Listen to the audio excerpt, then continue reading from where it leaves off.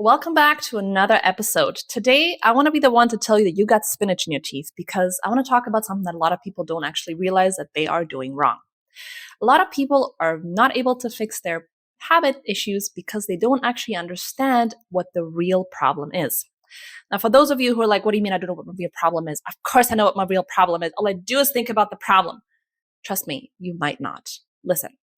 I have a lot of conversations with people who want to know, how do I stop doing this? How do I start doing more of this? And they are convinced, they are confident, they have done all of the work to tell me that my problem is fill in whatever issue you think you need to be dealing with.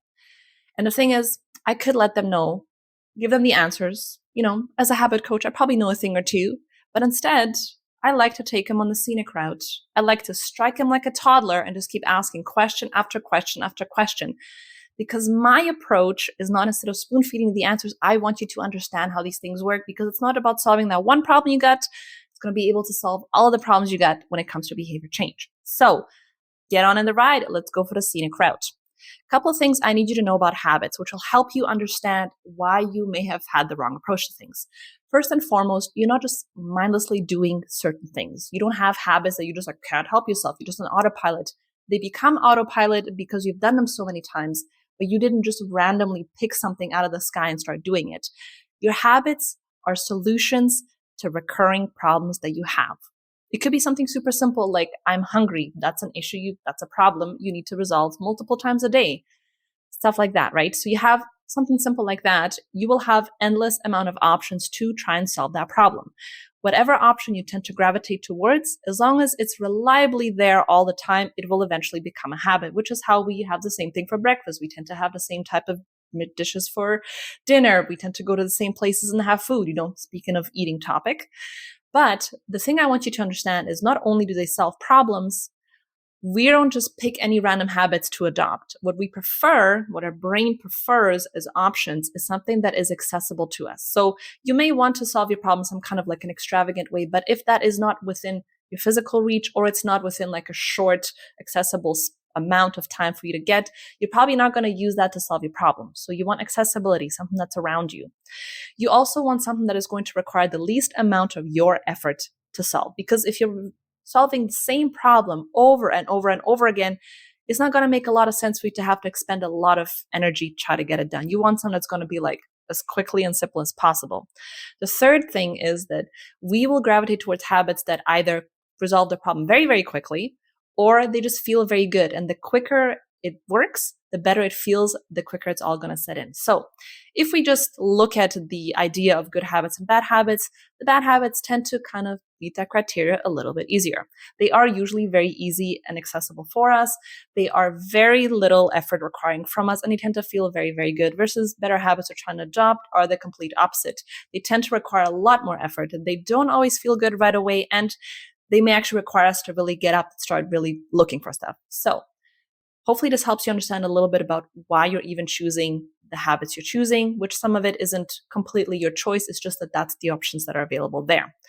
The second thing I want you to know about habits is that the solutions you are adopting are really just kind of a symptom to a different problem that you're trying to deal with. So I said that they solve a problem, but when you're focusing on like, why can't I stop doing this? Why can't I stop doing this? It's because it's doing something for you. It's covering some kind of a issue that you have that really stems from something completely different. So if we take those two things, we can, once you kind of understand how it works, you can kind of understand, why am I even doing this in the first place? It helps you understand that you're not just like a bad person or there's something wrong with you for having certain habits. It's just that that's what was available and it was easily accessible, and you just gravitated towards it because it's the quickest way to resolve whatever issue you're dealing with.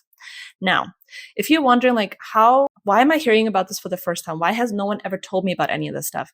Well, I don't think there really is ever a time in our life when anybody truly teaches us this. You just kind of like left to your own devices to figure it out by yourself, which is one of the reasons why I started doing what I'm doing. It's because nobody taught me anything. Like, you're just kind of thrown out there, and maybe you're lucky you were part of some kind of a sports team or, some kind of a group where like people kind of teach you how to adopt better habits, discipline, all that kind of stuff. Many of us were just kind of left to our own devices to figure things out. And many of us, unfortunately, have developed habits that are kind of hard to break because we don't actually understand how to change all that stuff around. So the most important thing is that I like to do is teach you how to, well, help you understand why you're doing what you're doing so you feel better about what's going on and help you feel like you have more control, because once you understand how things work, you then know how to work backwards and change things. Okay. So having said that, let's start diving into what do I do? How do I figure out what my issue really is? And there are two types of questions I want you to think about, which will cover the two things I talked about when it comes to habits. Number one, the purpose one, like what is this doing for me? I want you to ask yourself, pick whatever habit is that you want to work on and ask yourself, what is this doing for me? What is the benefit that I am getting out of doing this? Sometimes when we, have bad habits, it feels like there is no benefit. Like you're like, well, I don't know why I'm doing it, but there's something very specific that you are taking care of by doing this. Let's say you're like, well, I don't know why I'm drinking so much. Like, obviously I don't feel well, but like it's doing something. What is that something? Ask yourself. Okay. The second question will cover the second point, which is, what is the symptom? Why do I need to solve this problem? Okay, what is the reason that I have this issue in the first place that it needs to be resolved? So I'm going to take like a gentle example because I find this one is kind of easy to demonstrate the example that I want to make, which is something like drinking lots of coffee, right? Like how people be like, well, I'm trying to cut back, like I'm drinking way too much coffee and it feels like, well, coffee is addicting. It definitely has like that kind of dependency thing to it. That's why I can't quit. And I'll ask like, okay, well, the coffee is sure, like it tastes good and all that kind of stuff, but like what benefit is it providing for you? Why are you drinking the coffee? And very quickly people are like, well, it's because I'm tired. Okay, that makes sense. You're tired, right? That's why a lot of people drink coffee. Sometimes they like how it tastes, but a lot of times, especially when it's a lot of coffee, it's because you are tired. So that answers what is the purpose of me doing this? It's to help me feel more alert in the moment, at least for a short amount of time.